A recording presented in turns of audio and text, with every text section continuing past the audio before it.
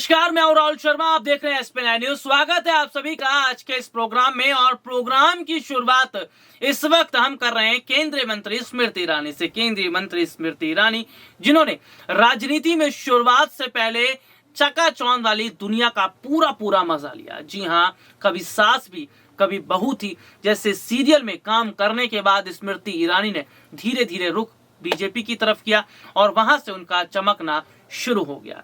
स्मृति ईरानी आज केंद्रीय मंत्री के पद पर हैं, लेकिन स्मृति ईरानी 2014 से पहले की अगर आप तस्वीरों को देखें तो कुछ और थी और 2014 के बाद कुछ और हो गई हैं।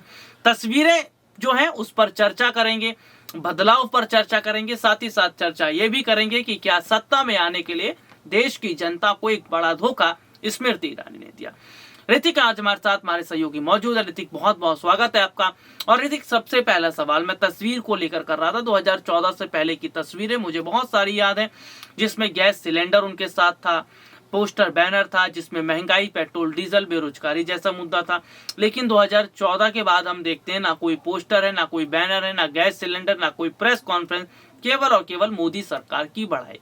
क्या वाकई सत्ता पाने के लिए स्मृति ईरानी ने यह ढोंग रचा था? क्योंकि सीरियल से शुरुआत की थी और ढोंग नाटक करना वो आदत है स्मृति ईरानी की। देखिए, वही मैं चीज देख रहा था अभी फिलहाल, और मैंने एक पैकेज भी इस पर किया है कि स्मृति ईरानी एक ऐसी नेता मानी गई हैं कि कहीं ना कहीं महिलाओं के लिए आवाज उठाती रही हैं। एक ऐसी नेता जो 2014 के पहले सड़कों पर दिखती थी, लोग देखते थे कि स्मृति ईरानी एक इतना बड़ा चेहरा, बॉलीवुड का चेहरा, जो है सीरियल लोगों को मनोरंजन करवाती है, एक ऐसा चेहरा कि जो सड़कों पर सिलेंडर लेकर आ रही है।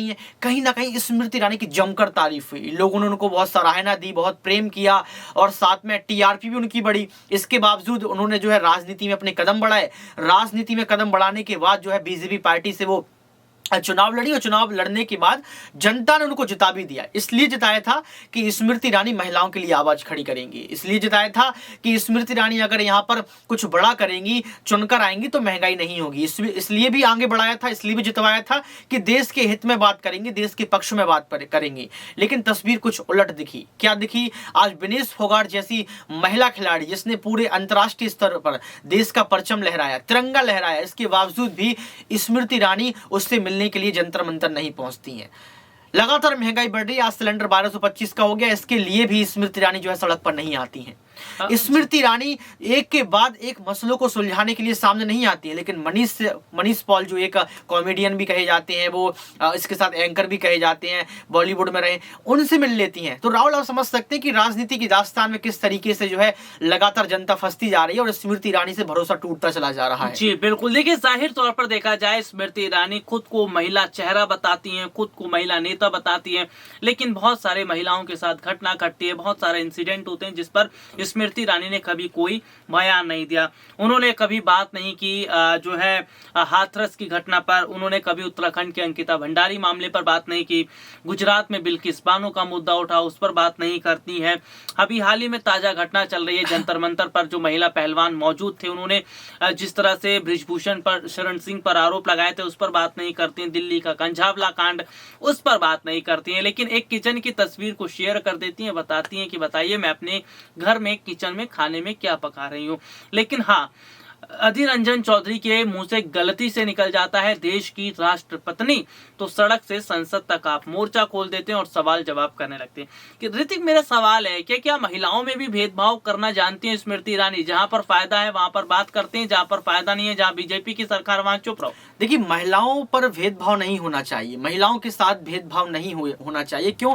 क्योंकि हम लोग कहते हैं कि जहां महिलाएं निवास करती हैं, जहां महिलाओं की पूजा होती है वहां देवता निवास करते हैं, जहां बेटियों की पूजा होती है वहां देवता निवास करते हैं। ये भी कहा जाता है कि कन्या, हम लोग बेटियों को मानते हैं और उनके लिए हम कन्या भोज भी रखते हैं, चरण स्पर्श उनके करते हैं। कहीं ना कहीं हम देवी देखते हैं कन्या में, स्त्री में।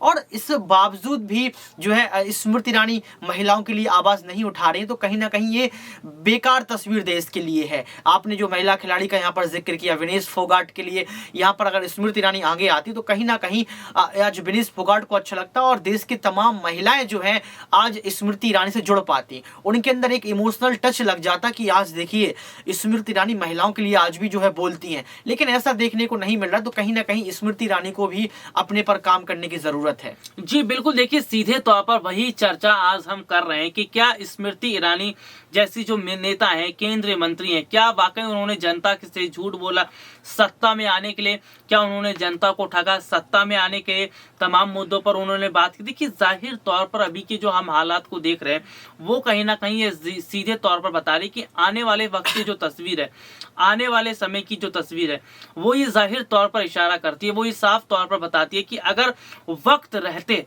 स्मृति ईरानी नहीं संभलती या जनता पर बात नहीं करती तो मुझे बहुत मुश्किल लग रहा है कि अमेठी वो जीत पाएंगे। और अमेठी की ही मैं चर्चा कर लेता हूँ। ऋतिक, अमेठी संसदीय क्षेत्र स्मृति ईरानी का, और वहां की जनता की अगर बात करें तो जनता स्मृति ईरानी से बहुत नाराज है। जनता स्मृति ईरानी को इस बार मौका देने की बात नहीं कर रही। तो क्या इस बार राहुल गांधी अगर चुनाव लड़ते हैं तो बड़ा फायदा मिल सकता है? देखिए, राहुल गांधी चुनाव लड़ेंगे या नहीं लड़ेंगे ये बात की बात है, क्योंकि फैसला भी नहीं हुआ है। लेकिन राहुल गांधी से स्मृति ईरानी डर जरूर गई हैं।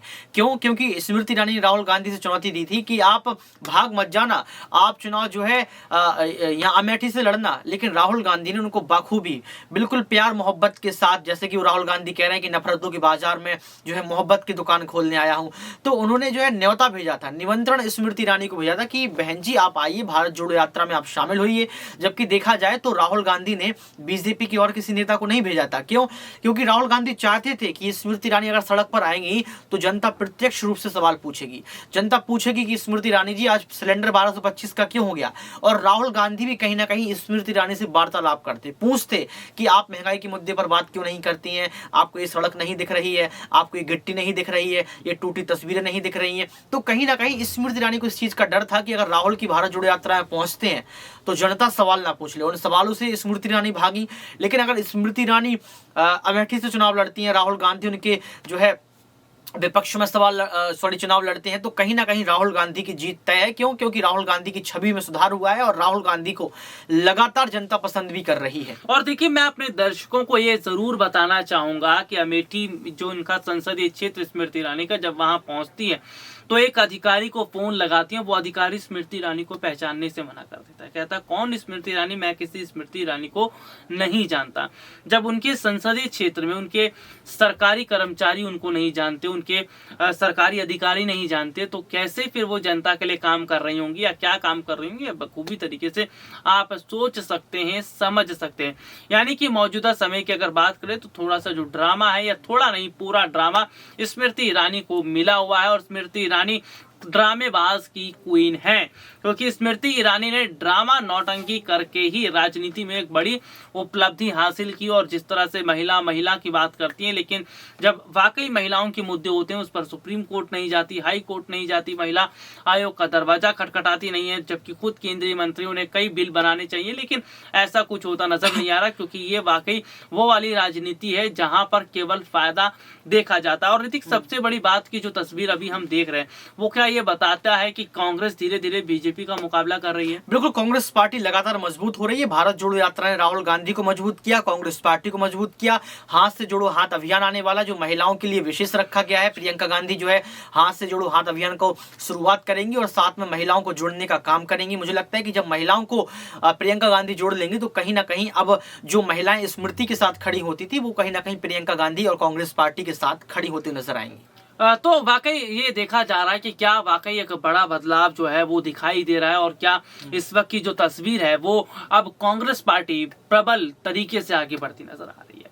आज के लिए इतना ही, आपसे फिर दोबारा मुलाकात होगी, तब तक के लिए इजाजत दीजिए, नमस्कार।